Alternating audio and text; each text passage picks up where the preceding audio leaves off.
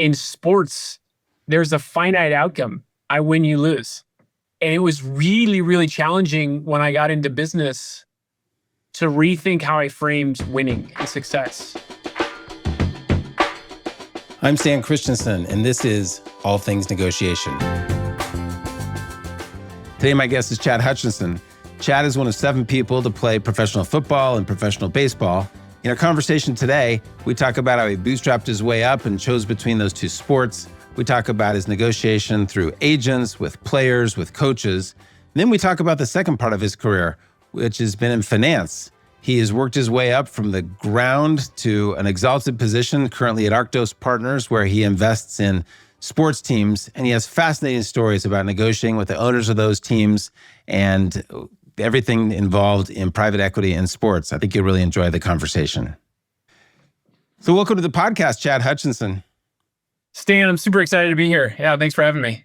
Yeah, before we dive into your career in sports and private equity, you and I have talked in the past. I'd love people to hear a little bit about just how you started out in life. What was your home life like before you got into sports? Yeah, happy to jump in here. So I grew up in San Diego, single mom, 5 kids. Really, childhood for me was kind of more around survival. And I would say that sports was an outlet and a way out. And by way out, I didn't even know if I could be any good until, everybody says like, oh, my 6th grader is so good. And I actually didn't even start as quarterback until my senior year in high school. So I had no idea if I was going to be any good, but I had some amazing mentors and coaches. School was always very important. So there's always something that I knew I wanted to do well in school. I played sports. I did well in sports. I don't think it was until my junior year where I was actually my sophomore year and I'd broken my hand and I was throwing the ball with my cast and I came out of my cast and I threw 1 game pitching into my sophomore year and I hit, there's a radar gun. I hit 90 miles an hour as a sophomore and I was like, oh, wow, I can actually throw the ball pretty hard. And then my junior year just kind of had a breakout year in baseball. Senior year started quarterback and really said, wow, I actually think I can do something with my athleticism. And I think underlying all of that was this, my mom was struggling financially. She didn't have a car. Like she would walk the grocery cart home from the grocery store. And I was just, for me, it was super embarrassing. So I was always sitting there going, how do I kind of make a way out? And, oh, by the way, I want to one of the biggest things that's always driven me is I want to take care of my mom. I saw how much she was sacrificing for all of us kids and breathing life into us. And so for me, sports was, as I started to flourish and grow, was a way out, was a way that I thought I could potentially take care of my mom. So my senior year, my junior year, I started getting some interest from scouts. And then my senior year, I was top-rated baseball player on USA Today in high school. And so I was like, oh, wow, maybe I can really do something here. And I ended up being drafted by the Atlanta Braves in the first round out of high school. And they offered me $2 million. Out of high school. That's just unbelievable. And what year is that? Let's put that in context for dollars today. 95. So 95, $2 million, you're in high school, but you're an excellent football player. Yeah. So I'm a football player. I was always a football player playing baseball. I remember when I put on pads and a helmet for the first time and I could actually go hit somebody and not get in trouble. It was just like the best thing in the world. And so I loved baseball, but my passion was football. And so even though I got drafted and got offered the money, there was 2 things at play. Number one, I always had this passion for football, but I also had my mom in the background saying, I don't care how much money they offer you. What will change your life is going to Stanford. And I was a math guy, so I was actually part of this too. Is I had great counsel. My advisor at the time was Boris, the baseball agent, and he would walk me through the math of here's how many players actually make it to the big leagues. Here's how many players stay there for longer than 3 years. Here's the value, the average salary of a Stanford education over a 45-year period. So I just did the NPV math. And I said, well, look, if I kind of run a statistical model here, I'm better served going to Stanford. And so it was really, I started to realize the value of options, right? The Atlanta Braves probably don't offer me $2 million if I didn't have the option to go play football at Stanford University in a full ride. Yeah. And so that was really early on. I started to sit there and go, wow, this optionality and leverage in any negotiation is pretty formative and amazing when you have some of that leverage. Yeah, I love Yeah. that story. I mean, so you turn down the $2 million, you go to Stanford. Scott Boris is your agent, and let's dive into that. Scott's one of the more well-known sports agents, but I think if my memory serves me, you started out with Lee Steinberg, and Scott essentially stole you from Lee Steinberg. Talk about that negotiation. How did Scott succeed at doing that? So yeah, Steinberg and Morad, I was totally infatuated with the name and those guys, and they're great guys. And Scott Boris called and said, "I just want 30 minutes of your time," and convinced me to meet with him for 30 minutes. And it was so interesting. He came in and said, "I'm not going to hold a fancy, Super Bowl party. I'm not going to do this. I'm not going to do that. But what I am going to do is this, this, and this. I'm going to negotiate on your behalf the best deal possible. I'm a fiduciary of your interest. I've got this track record of success doing it." He was very pragmatic and data driven. So I think for me, he really resonated with who I was as a person, which is I want to see the data and I want to understand the math behind it and the probability of it. And so I think for him, and him kind of almost selling me on it, was he kind of knew who I was and what made me tick. So if you were to say, like, how did he enter that negotiation with me? I think he understood who I was and what was driving me. I just love that. I'm going to highlight a couple lessons. One is he was aggressive. He said 30 minutes. And I find that I even often ask for 15 because 15 is going to turn into 30. If you ask people for an hour, they don't have an hour for you. But if you say 15 minutes and here's the proposition and here's why I think, it would be a good use of both of our time, people generally say yes. So he was good at that. Number one. Number two, he understood who you were and your interests. A third thing that you mentioned is he was playing the long game and not necessarily negotiating for his own interest in the short term. $2 million, he could have got a cut of that. And a lot of agents would have just said, sign that contract right now so they could get their cut. But he said, actually, against his short-term interest, go to Stanford. And long-term, that played well for his interests as well. You are 100% spot on. He played the long game. He sat there probably in his own mind running the math on, if Chad goes to Stanford, does well in football, continues to do well in baseball, he's going to have more leverage coming out as a junior.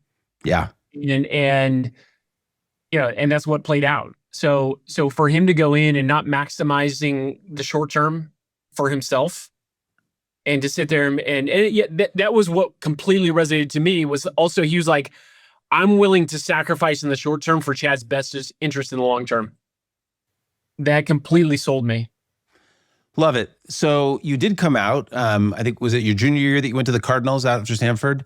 So talk about that negotiation. Scott's negotiating on your behalf. How'd that deal get done? What lessons are there from that negotiation and that contract with the Cardinals? Time is everything, whether it's working for you or against you. We ended up agreeing to that deal at 11 o'clock at night with a 12 p.m. Or is there actually a midnight hurdle, or else I would be going back to Stanford to play football. And so in any negotiation, right, really having a sense of urgency, for you or against you is critical. And so we really stayed silent for probably the first, after I was drafted, for the first month and a half. And the entire negotiation happened within a 24-hour period. Nice. So having a deadline really helped in that negotiation. 100%. Who were the players there? I mean, were they the big-time players playing at the Cardinals in those days? Yeah, so I was there when Mark McGuire hit 70 home runs to break the record, and it was just it was such an incredible time period for baseball with Sammy Sosa, Mark McGuire, the home run being hit in that kind of time period. And I got up there to the big leagues as a 21-year-old, and there were guys that I grew up idolizing: Eric Davis, Bobby Bonilla, Willie McGee.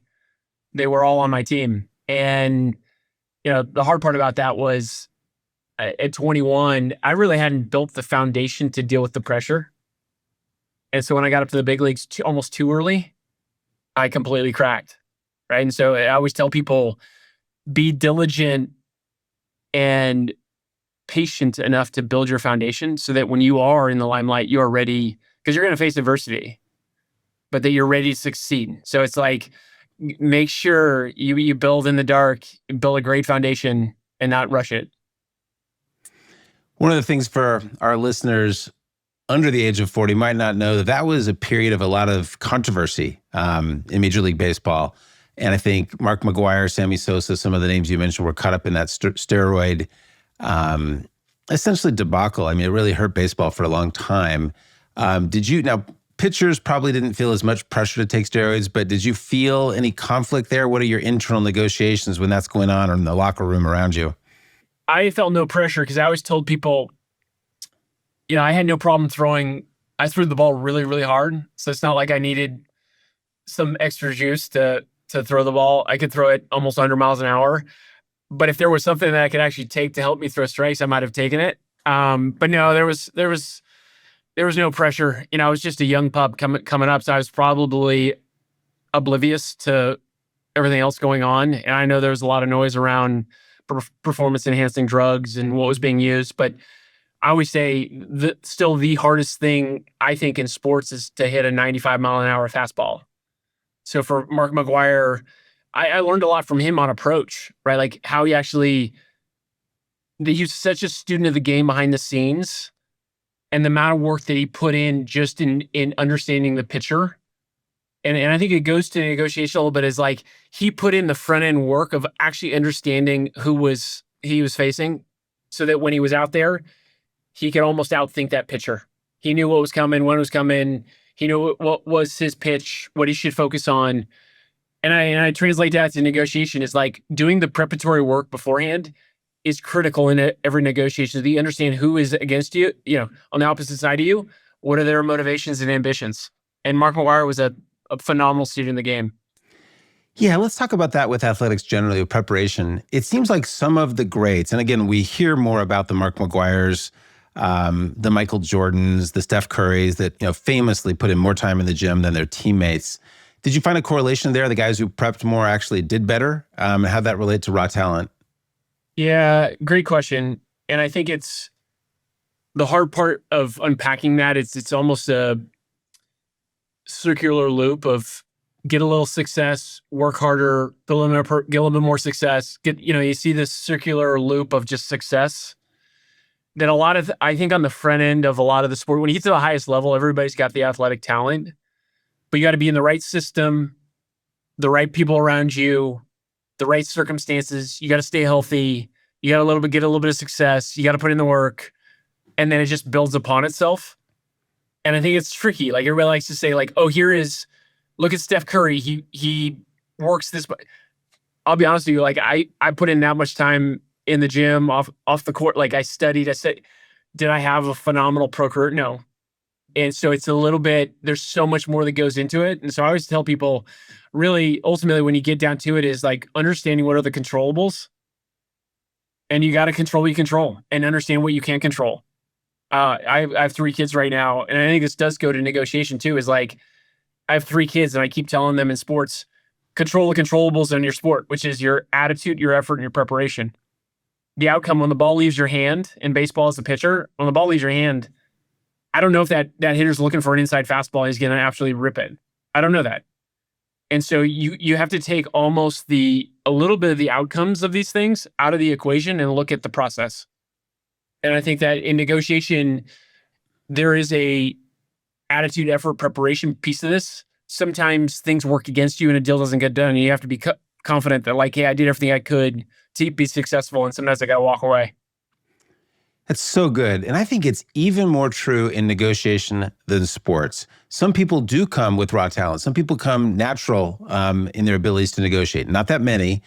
Everyone can improve. And so if you just have some basic principles, the type of things that we talk about in this podcast, you're going to be better at negotiation than probably anybody you work for. So that's the great thing about negotiation, is people generally aren't that good at it, and it's learnable. Even though a lot of people have raw talent. Now, I've got to ask one question back to the sports and raw talent. You said kind of everyone, in the big leagues, whether it was, Major League Baseball or NFL, comes with a lot of talent. So would you say that those people, some of the people we listed, Steph Curry, Michael Jordan, Mark McGuire, didn't have outsized talent? It was more things fell in place to them? Or are there people that just come as freak shows of talent? Yeah, great question. I think freak shows of talent only gets you so far. And it does. It really does. And because I truly believe, like when I got to the NFL and I looked at the type of athletes that we had on our roster at the Dallas Cowboys, and these were, Aaron Gibson, 6'7", 400 pounds, could do the splits and dunk a basketball. Like I had Joey Galloway and Rocket Ishmael as my receivers, both world-class track athletes. And, in a different sports, it matters differently. But like in football, it didn't matter if Rocket could run a 4.1 40. If I couldn't put the ball out there, and if I didn't have the time from offensive line, if I couldn't throw the right ball, if I didn't have the right schematic, if I didn't have this, and this, it doesn't matter. And so that's why I continue to go back to talent only gets you so far. You got to cultivate the physical to be in the right spot at the right time, but then you got to cultivate the mental, right? The mental preparation, which I think a lot of people overlook.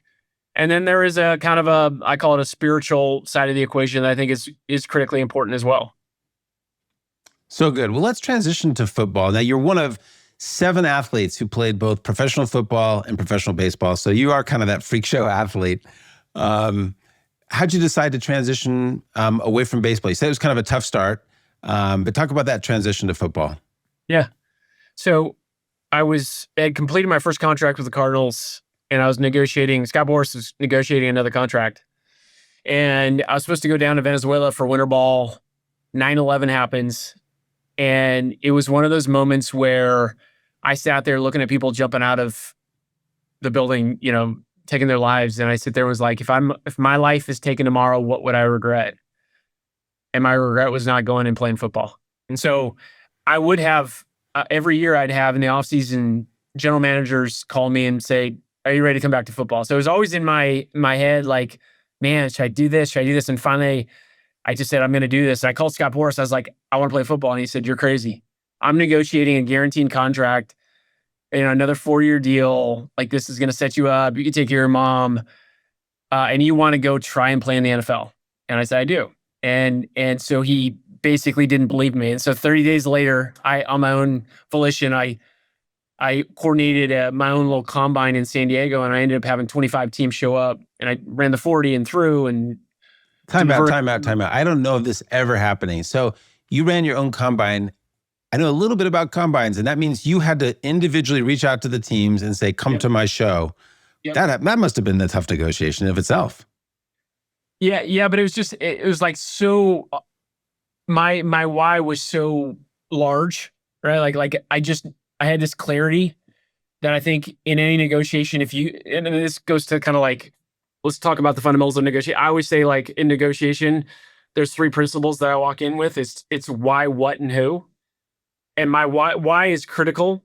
It's critical in any investment deal. It's critical in any negotiation. Is like, why are you doing what you're doing? Why are you seeing the deal? Why are you reaching out to these teams? Like, what is the catalyst here that is so important to you? So I think having that why in my head of like, I will regret going to my grave if I don't attempt playing football. I'm naturally an introverted person. So reaching out to these teams and organizing this and being on, elephant on parade there at my own combine was uncomfortable, but I knew I needed to do it. And so wow. I had the combine. There was a little ticker on ESPN that kind of went out, Chad Hutchinson, works out. And Scott Boris saw it and he called me and he said, I guess you're serious about going to the NFL. He said, thank goodness I got my football agent license. And he said, let's go do this. And I was a free agent at the time, which was great leverage, right? You can play teams off each other. I still had an opportunity to go back to baseball. So when you talk about optionality, I had pretty great optionality and a lot of things that I could go turn to through that free agent process. And it ended up narrowing it down to the Dallas Cowboys. They came with the best offer And look, when I got to know Jerry Jones and what the Cowboys were all about, it was hard to pass up, and ended up negotiating and signing a deal with the Dallas Cowboys. So 6 months later, I was transitioned from MLB to the NFL. You and I've talked in the past about your negotiation there with Jerry Jones. I'd love you to tell that story of you guys sitting down, how you worked it out. Yeah, so the entire negotiation happened at a restaurant in Newport Beach, and so Scott Boris location is down in Newport Beach. Jerry Jones flew out, and I'm at lunch. And mind you, I'm sitting. It's a 2-person table, and I have the third seat that's kind of squeezed in between. And Jerry Jones and Scott Boris build a football field using the salt and pepper shakers and the napkins and the forks, and they create this football field, and they draw yard lines, and everything is supposed to mean different dollar symbols, right? And I watched them move the salt and pepper shaker up and down, the yard lines of the football field, which meant here's how much you're going to pay me and for how many years. And it was probably the funniest, craziest thing that I've ever been a part of. But within 20 minutes of them moving the salt and pepper shakers up and down the table, they had negotiated my contract. And you're just sitting there and you committed to it right there and then, and you're done. Yeah. I was like, and that's the thing about Scott. Scott knew, right? There's a time and a place on every negotiation where you have to be willing to say, this is it, right? There's enough pressure, there's time, there's a catalyst that you have to know what your number is. And I knew with Scott going in what my number was, that he didn't want to let any other time pass. Yeah. Right. Oh no, let's go back and think about it, talk about it, because you never know what the other side is going to say. Oh no, actually, that was unreasonable. And I kind of looked at Scott. I remember looking at him, and I just kind of nodded. I was like, I'm good. I'm good. And he agreed. And we shook hands right there. I love that. I want to highlight 2 negotiation lessons there, and it's so good. Number 1 is sometimes people push for the last dollar, and when you do that, sometimes deals fall through. You hit your number. There's no reason to be greedy, and maximizing outcome often isn't the best measure of success, number 1.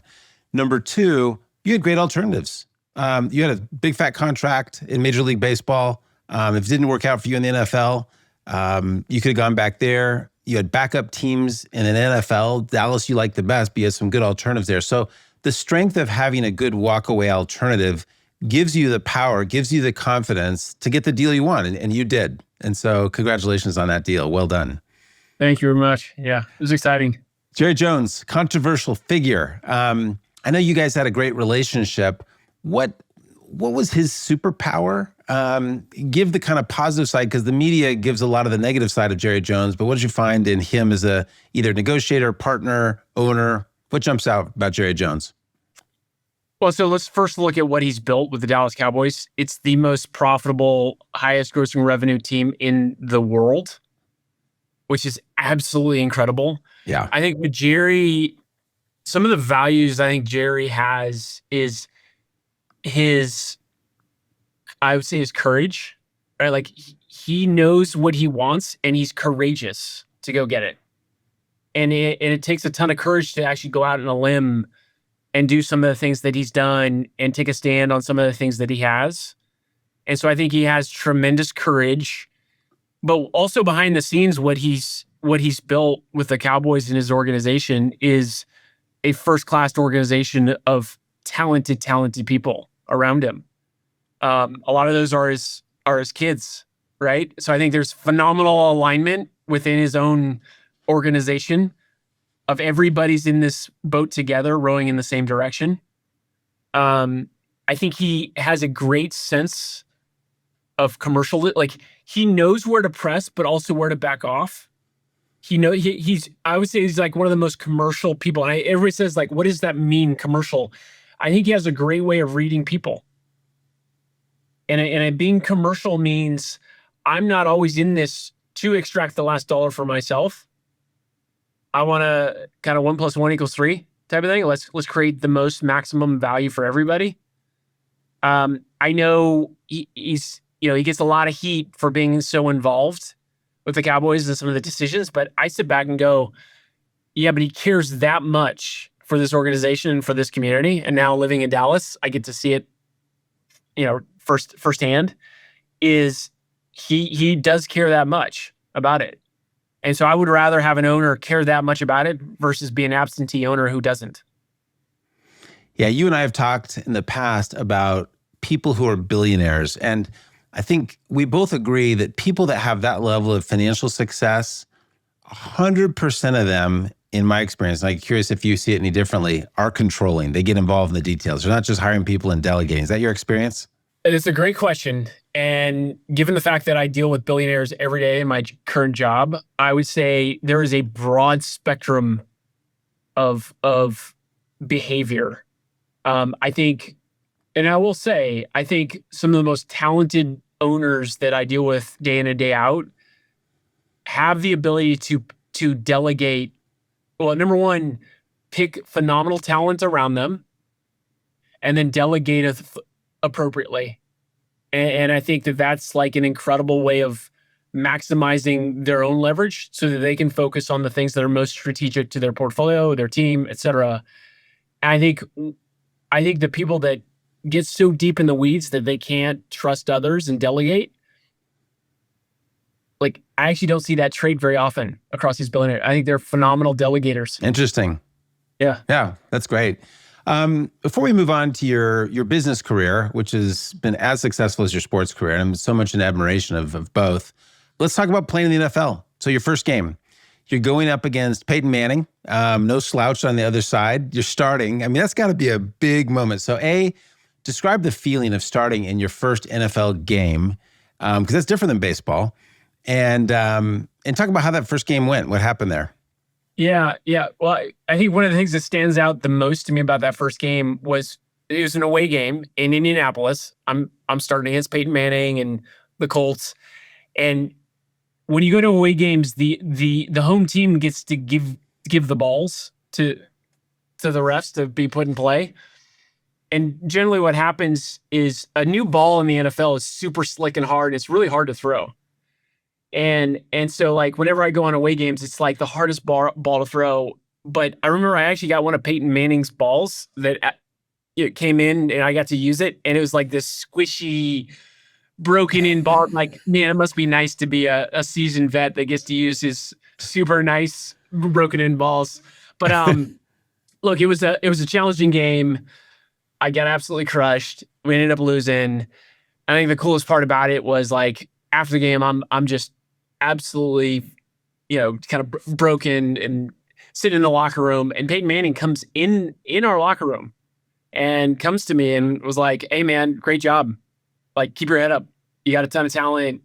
Was really impressed. Like, he was just so far out of the way of, like, oh my gosh, he came into our locker room to say that to me. And I will say I became a fan for life for the Manning family just because of, like, their kind of integrity and what he did that day. Again, it's another just great example in your career of relationships, right? He didn't have to do that. He went above and beyond. And here we are talking about him, years later on a podcast. How'd your teammates feel about you starting? Let's talk about that and what happened in the game related to that. Was everyone excited that you were the starting quarterback? The answer is no. I think when you get to the highest level of sports, you start to realize, number one, it's big business. Number two, you start to see all the conflicts of interest, and it's a really challenging dynamic to manage all of that. And so no, like, I mean, as a quarterback, my job was to not only go and prepare to defeat the opposing team, but it was also to get the confidence and trust of my own teammates. And that takes time. Okay, well, let's talk about transition from football to business. I had Steve Young on the podcast recently, and he talked about his transition. Not that many NFL players do that as well as the two of you have done it. You've both done it in finance. So how'd you go about that transition? How'd you learn about finance? Yeah. First and foremost, I had great mentors that actually, Curtis Feeney and others. I know Curtis has been on your podcast. Curtis was probably one of the most influential people in my life. I call him he's one of my best friends, but he's also a quasi, like, surrogate father, and he's so much to me and means so much to me. But I remember when I went to pro sports, Curtis would always be in my ear saying, "Hey, you're in Chicago. Why don't you get an internship at the Mercantile Exchange? Why don't you learn about finance? Why don't you go read this? He was always in my ear because he's like, this is going to end. And it may end in a week, in a year, 10 years, it's going to end. And then you're going to have the rest of your life. What are you going to do? So I was always inquisitive and staying kind of, had a pulse of business, even through my pro career. But then when I officially hung it up, it was probably the most daunting day of my life where I was sitting there going, I'm 28 years old. I feel like I'm too old to go back and be an analyst. I've missed my window. I'm not in the queue of how you get a break into finance. How do I make myself appear serious that I want to go get into this profession? How do I build the skills and the tools that I actually am marketable to be hired? And then how do I navigate and network to do that? And so it was extremely challenging. I spent probably 6 to 9 months, number one, reaching out, networking, navigating, so part of it was just branching out and knocking on as many doors as possible. Number two, I started to build my tool chest of things that made me marketable to be hired, right, as an analyst, right? I went back and got my CAIA certificate, which was a 2-year kind of degree. I did all the Wall Street prep, and I took all the classes at MIT OpenCourseWare on finance, and just tried to get caught up to speed. So I showed folks that I was serious. This is what I wanted to do. Eventually got an offer to go become an analyst for a big corporation. And but that was humbling, challenging. I think the biggest part about athletes coming into the workforce is you have to completely put aside all of your ego and pride and say, I'm willing to work for nothing, sit at the desk, work 100-hour work weeks, and do some of the most mundane tasks that feel maybe a little bit below what I was coming from, right? An NFL quarterback, you're kind of riding on top of the world, and to sit there and be like, wow, I'm making coffee, working all night on an Excel spreadsheet, it's challenging. And so I talk to a lot of young folks right now who are wanting to transition. And I always say, like, the biggest hurdle is convincing people in the workforce that you're not just going to fold over in 6 months and say, no, I'm good. I actually just want to go back into coaching or do some. You got to convince people that you're serious. Love that. There just aren't a lot of pro athletes that are willing to do what you did, which is start at the bottom of the totem pole. I did that job that you did, doing spreadsheets for 100 hours a week, way back. And that's a brutal job. Not only is it not like the quarterback, it's the bottom of the bottom of the bottom. I mean, I'd much rather be taking out the trash than doing spreadsheets at 2 a.m. So I just want to highlight that really was gritty. I mean, you went to the bottom, started out, and built your way up, as opposed to what a lot of people who are famous through sports or other media opportunities is use their brand and just leverage their brand. And not that many athletes, at least that I know of, are willing to start over and start at the bottom and work their way up. I remember you telling me a story about, and I can't remember if this is the first firm you worked for or not. Brooklyn stands out in my mind as the place where this happened, and you had to go get gritty and do something there. Do you remember that story? I had a phenomenal, number one, timing is everything in business. And really 2008, I joined a senior partner that kind of took me under his wing and was like, we're going to go. I've seen this narrative before on the financial crisis. We're going to go buy distressed assets. And I'm going to teach you how to, underwrite these, work these out, go into banks, really evaluate collateral and kind of the entire process. And so we jumped in and built our business from scratch, buying distressed assets out of small banks. And so for me, it was a phenomenal experience of, number one, going in, negotiating with a bank for their bad loans, right? So like, what is the collateral? How do you run the NPV on these loans? Do you have to actually foreclose on these loans? Is this a workout scenario? And we ended up buying 5,000 loans over a 5-year period. And not only were we underwriting and acquiring, but then we actually had to work out these loans. Like, I actually got to see the real-time feedback of what is real finance. And so one of the loans that we bought, the collateral was a old knitting factory in Williamsburg, New York City, right outside New York City. And the borrower of this loan would not talk to me.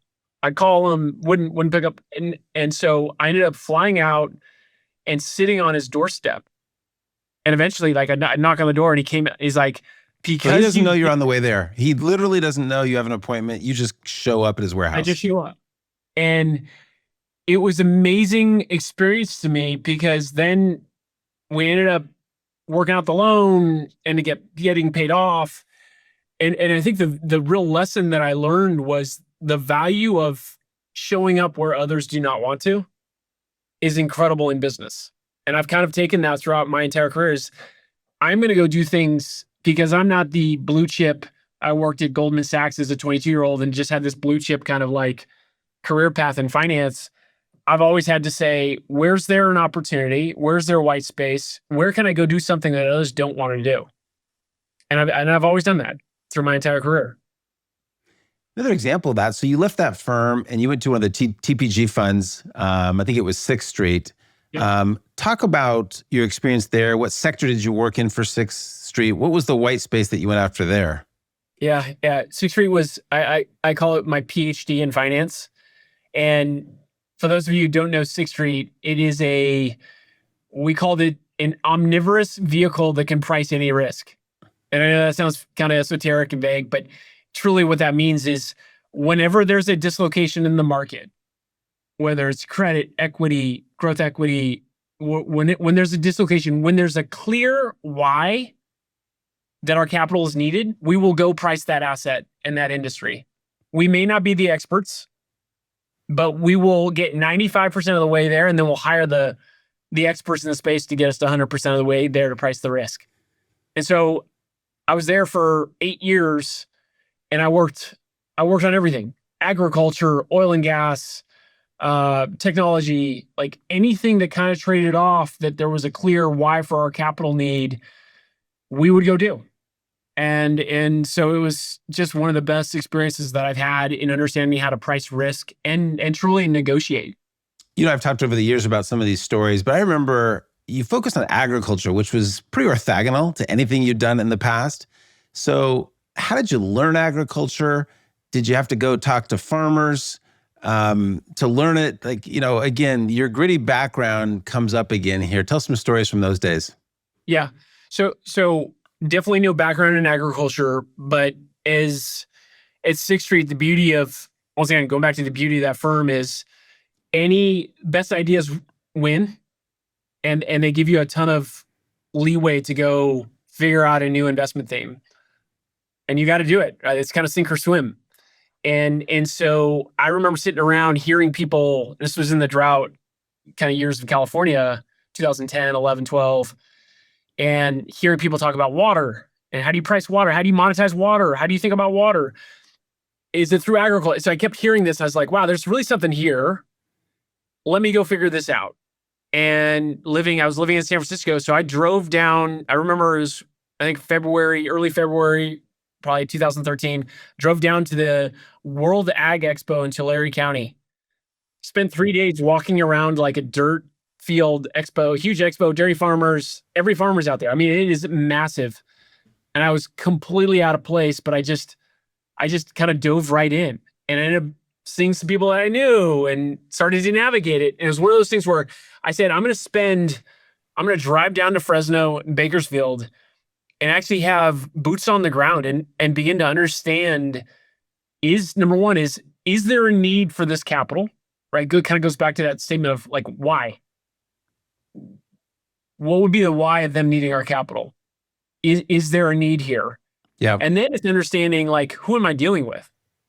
And what are their ambitions? So part of it was like, wow, you have this massive kind of transition in agriculture of these almond farms are now being run by 25 grandkids. So the patriarch's dead and he's been passed down. So there's 25 grandkids. Most of those kids are sitting on the beach. One of them farms it. The CapEx needed on this asset class is pretty massive. It's a $50 million replant CapEx need. And you got to build irrigation tunnels and yada, yada. And the 24 other kids don't want to fund those CapEx needs. And so, yeah, there is a need and a desire for institutional capital. And so it became very relevant to me of, you're dealing with the drought, you're dealing with high CapEx needs. You're doing this transition of ownership from mom and pop kind of hobby industry to institutionalized. We should be leading this charge into institutionalizing this asset class. And we ended up building, I think, a first-rate agriculture investment team. We ended up raising dedicated capital around that vehicle. We had a dedicated team. We became the first control equity position in the Sixth Street portfolio within our agriculture platform. That's amazing. So again, rolling up your sleeves, getting a little gritty, built a thesis, and created an opportunity for Sixth Street that didn't exist before you did that. Again, fascinating how you bootstrapped your way up through finance. Still, sports is in your mind. You get an opportunity to go and join Arctos Partners. So talk about that and kind of that transition, and then lessons from sports PE. Yeah. So look, the business of sport, just to like hit it head on, is not new. These leagues have been around for 100 years. What is new is the ability of institutional capital to invest in the major North American sports leagues. Major League Baseball was the first league to change their rules in 2019, allowing for this idea of institutional capital to come in and invest. So previously, it was people, right? This is high net worth individuals that own these teams. Not unlike agriculture, for ages, these teams were more of a family business, a hobby business. These were hobbies. And what you've seen is these hobbies have turned into massive businesses that have CapEx needs like a $4 billion stadium. Or I want to build my own entertainment studio. I want to go buy another team. I want to build real estate. Oftentimes there's, 25 to 100 family members that now own a piece of these teams. So a capital call is not necessarily looked upon favorably. And oh, by the way, these teams are also governed by debt limitations. So you cannot go over leverage your business. And so it's this unique inflection point of the demands for capital are great, but it's hard to raise capital. And so Arctos was founded 5 years ago, truly at this nexus, an inflection point of let's help bring liquidity into an asset class that is starved for kind of institutional capital. And threading the needle of getting all 5 major North American sports leagues approval has been a challenge, and it's been gratifying. We got NFL approval. And completed our first NFL deal just this last year. So we're the first firm that has gotten all those approvals and invested in multiple teams across these leagues. And so kind of my story of getting here is I was starting to work on some sports deals at Sixth Street as this asset class was opening up. And Arctos was just being founded. Ian Charles, one of the managing partners and founders of Arctos, called me and was like, "You're one of the few people that have a 15-year experience in private equity, but also played professional sports." And he wanted me to join him and help build this team here and this organization. So really, I'd say everybody's like, "Oh man, isn't it exciting to go work in sports?" And I said, look, I kind of do the same thing that I've been doing for 20 years. My job hasn't really changed. But what I underwrote in coming to Arctos was the people. And I guess that's the critical inflection point is it's not necessarily the asset class, it's the people.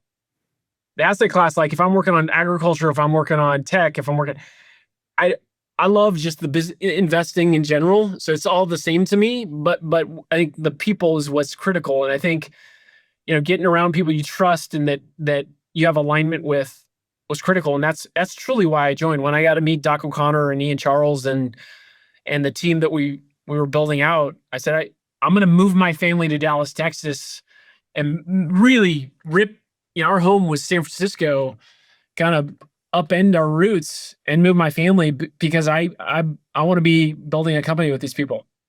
So, I worked in finance for 20 years, and I would tell people all the time, look, at a high level, finance is people and relationships. It has nothing to do with numbers. And you're corroborating that. Let's hear some stories. I'm thinking of one that you told me in the past.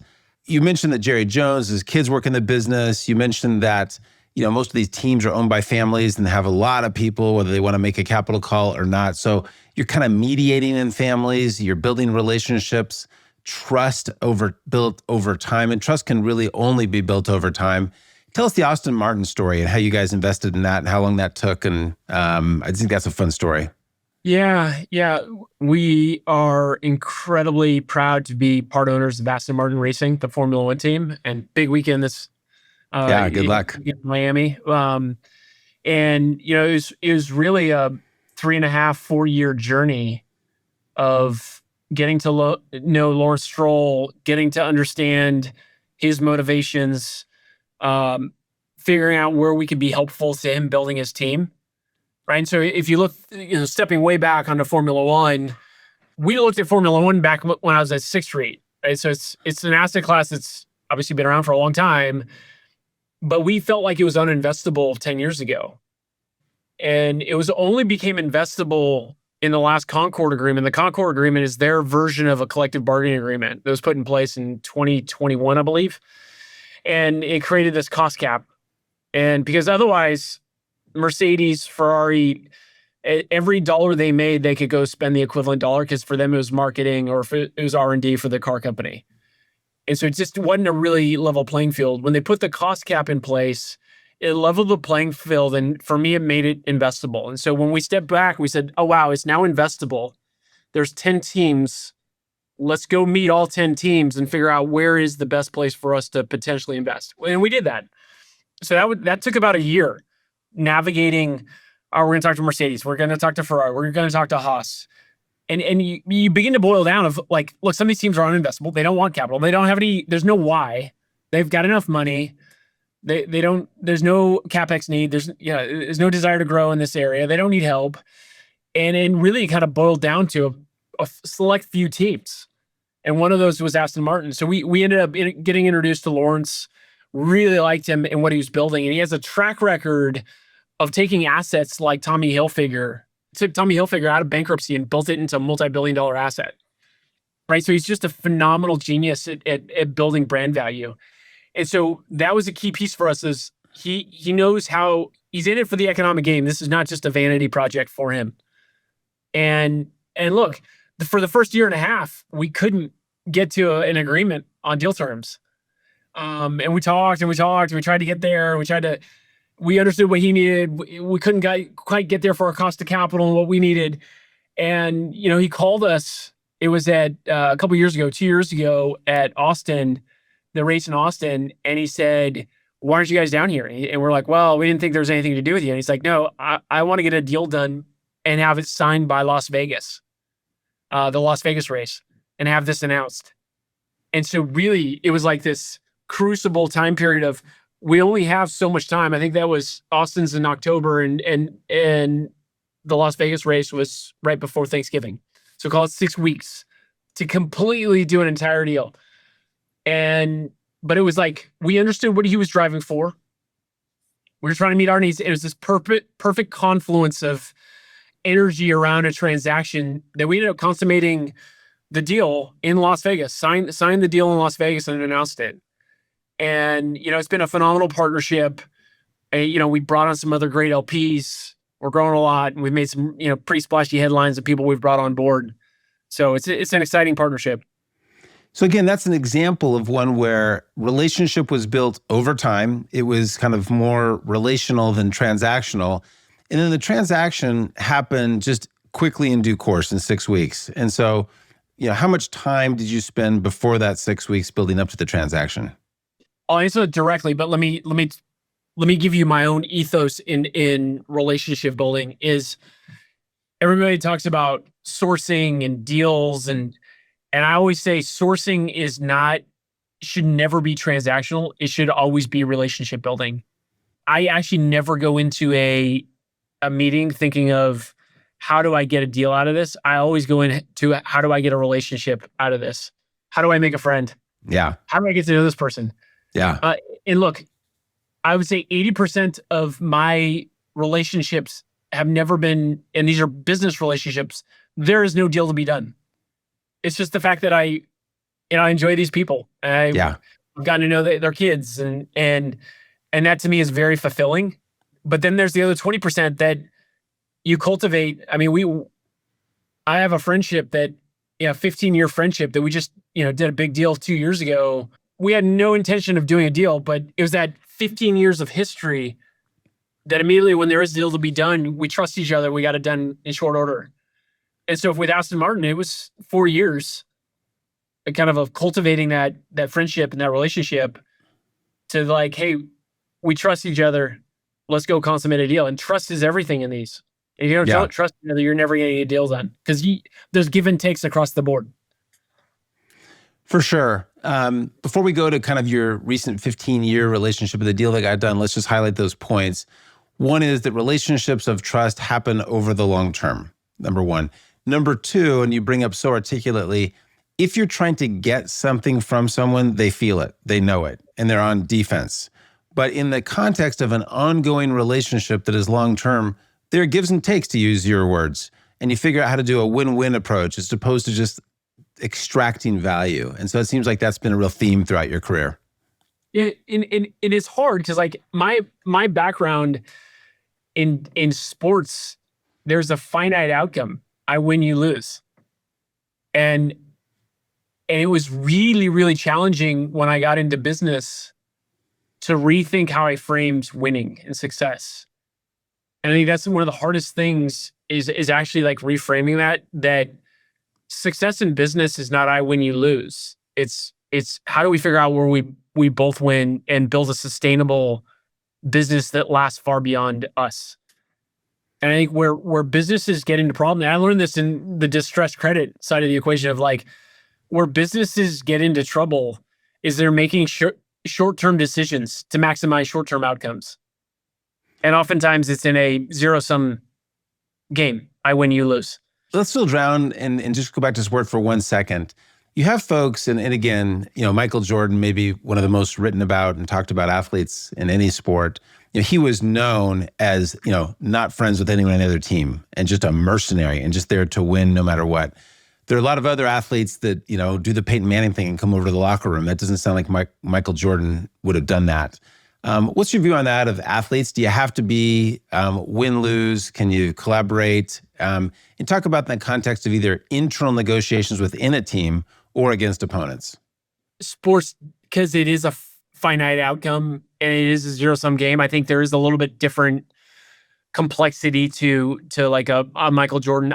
I will win at all costs. But the beauty of Michael Jordan was Phil Jackson, right? The beauty of that is Michael Jordan is ruthless and he's the most fierce competitor. But what Phil Jackson did to complement him with people that could, really complement that type of competitive aspect of people around him that can build out this team to be successful. That is the art of the Bulls. And that's where a great coach knows how to like pull levers. But I do think that that's different in business because I think if you get people that are just purely, I'm in it for myself. Look, and there's been some very successful people that have made billions of dollars doing that. But I do think that that's, I don't know, it's short-sighted in my mind. Yeah.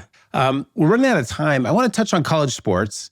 I've debated this in the past, and I think see some of it differently. So, most listeners know that through what's called the name, image, and likeness, college athletes are able to be paid. And the regulations in that are in flux. You guys are starting to invest in that space. So talk about what you've learned there, what the negotiations are, and what can listeners learn about investing in college sports? This is such a great question because it's so fluid and happening in real time that I think every week there's new learnings. Here's my take, and I'll actually explain the deal that we just consummated that expresses our thesis on college sports. For the last 4 years, we've been trying to figure out how to invest in the college ecosystem, whether it's through athletic departments, whether it's through conferences, whether it's through adjacent assets. I think the challenge in that, going back to Finance 101, most of the value of assets is asset appreciation and eventually selling that asset, right? Like that's how we make money at Arctos. Buy low, sell high. Yeah, buy low, sell high, but like there's got to be a sale. Yeah. And so for us at Arctos, we bought into the Tampa Bay Lightning 3 years ago. The Tampa Bay Lightning just had a control sale, right? We make money. In athletic departments, if we invest, you're not going to sell Stanford Athletics Department. That's not an asset you're going to sell. So it may be intangibly worth a lot of money, but it's how does private private equity actually get their money out? And that to me is not, it's not clear. And so I actually, the more we've gotten into it is I don't know if it's investable with a private equity cost of capital. I think there's areas to layer in credit facilities and lower cost capital to be helpful. But what is investable is the adjacent assets and the ecosystem of college athletics. So we actually just invested in a business called Learfield. And this goes back to sourcing. One of my closest friends is the CEO of Learfield, Cole Gahagan, and he's a phenomenal CEO. And I didn't have any anticipation of investing in Learfield, but I've known Cole for a while. And as we started to sit here and look at who has a right to win in college sports, we kind of said it's this company Learfield, which has been built, and they have 150, of the top tier colleges that they service the multimedia rights, the ticketing, and all the adjacent assets for these colleges. This may be the best way to express our theme in navigating the changing landscape of college athletics. And so that's a deal that we just consummated 2 weeks ago. I do think there's going to be a lot of evolution of how these assets are monetized. So colleges and universities have a lot of real estate. Is there a way for them to build new entertainment districts, new hotels, ways to capture more of the income stream from the fans? I think they're going to have to. But I think we're going to learn a lot in the next 3 to 5 years. I do think that there's going to be some version of a collective bargaining agreement put in place, because NIL right now is a wild west. And I think there's becoming the haves and have-nots, which I think the beauty of college is, having some of these schools that have a chance at dethroning an Ohio State every year. Like you love that type of competitive tension. And I think they got to maintain that integrity in the system. Yeah, we could do a whole podcast on that. Maybe we should. I'd love to get your sense as a college athlete when you're at Stanford.